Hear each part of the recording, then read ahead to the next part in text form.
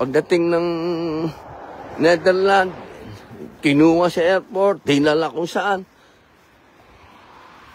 na hindi alam naming lahat kung nasaan dahil hindi rin naman sinasabi sa amin kung saan.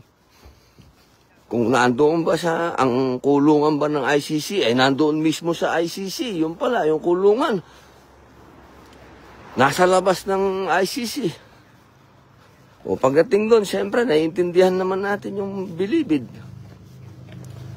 Kung hindi naman po pwedeng kahit na sino lang na wala namang kapatunayan na kung sino ka, bigla mo na lang sasabihin doon. Siyempre, maraming proseso. Matanda na yun. Sasabihan pa natin na, tanda na ka, no? Nung hindi na makasalita. My goodness. Ano ba yun? Sinasabi pa natin na tayo ay religious na bansa, Catholic na bansa, Muslim na bansa, naniniwala sa Diyos na bansa, pero pagdating kay Mayor, masyado tayong, wala na tayong awa. Bihira. Ay, nakalulungkot kasi kultura natin yan. Kultura natin ang maging mapagmahal sa matatanda. Abay, yung mga politiko nga, yan ang yan ang laging sigaw para sila ay mahalin ng mga bumoboto. Yang ating bigyan ng pansin, bigyan ng ang mga senior citizen. Bakit pagdating kay Mayor, ano nangyari?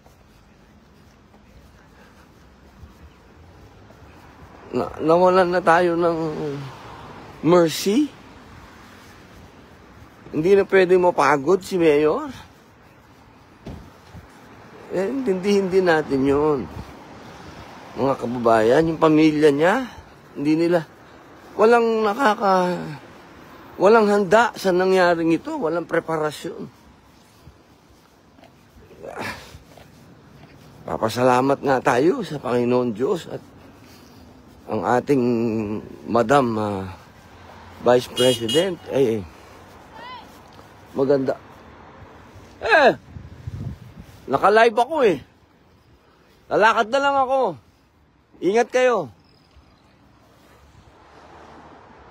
Bumati kayo, bumati.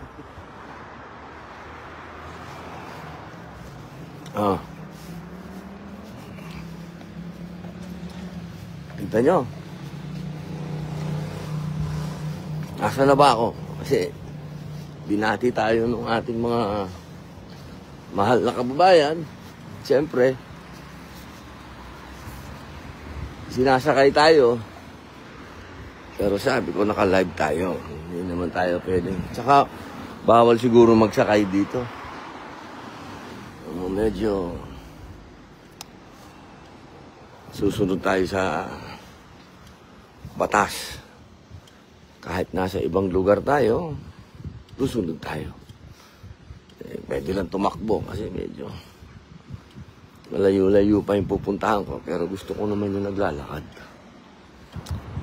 Yun. Yung dumating sa pamilya ng mga Duterte, siguro mga kababayan, maging din tayo. Merciful in a lot of ways.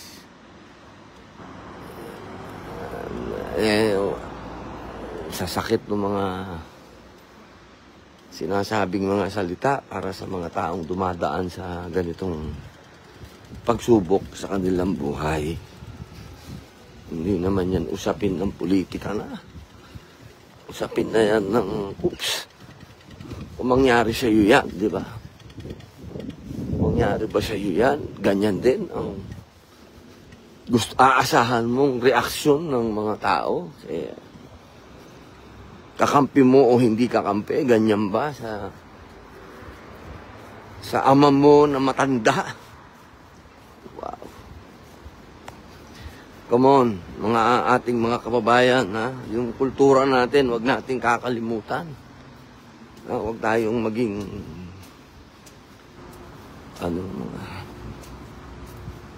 Hindi natin kultura yung ganyan. Hindi tayo marunong gumalang sa matanda.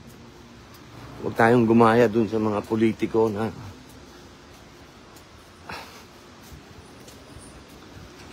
yung hindi nating kultura, huwag natin yakapin yan. Hindi ko sinasabi na huwag litisin, ha? Si Mayor, kung talagang may kasalanan si Mayor, abay, litisin natin, pero huwag yung ganito. Huwag tayong maging unfair sa taong nagbigay ng serbisyo sa bayan at mahal ng maraming tao sa buong mundo kung nasaan ang Pilipinas. Ha? Kung nasaan ang mga Pilipino, kung saan ang mga Pilipino tinataas nila ang ating bandila,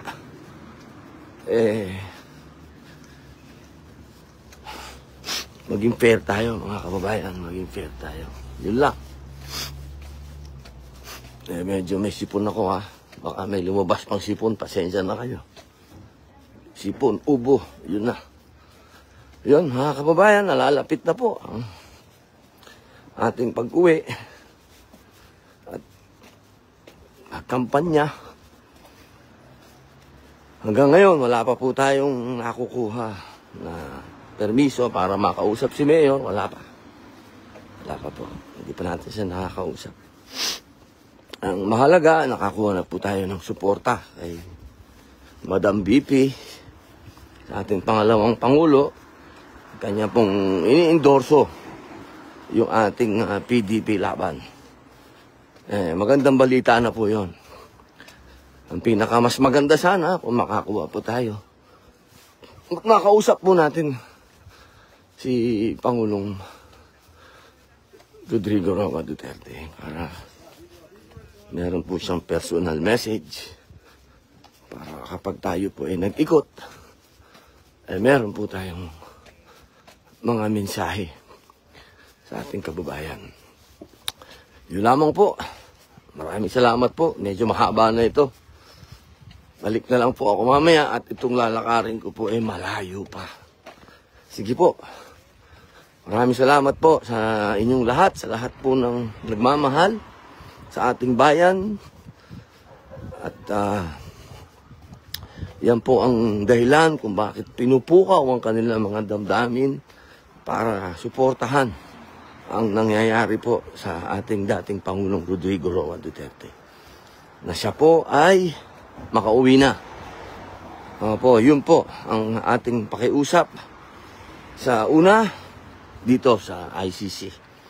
Nakikiusap po tayo sa kanila na makauwi na po yung ating dating Pangulo at tingnan po nilang mabuti kung bakit ganito kamahal ng taong bayan itong dating Pangulo.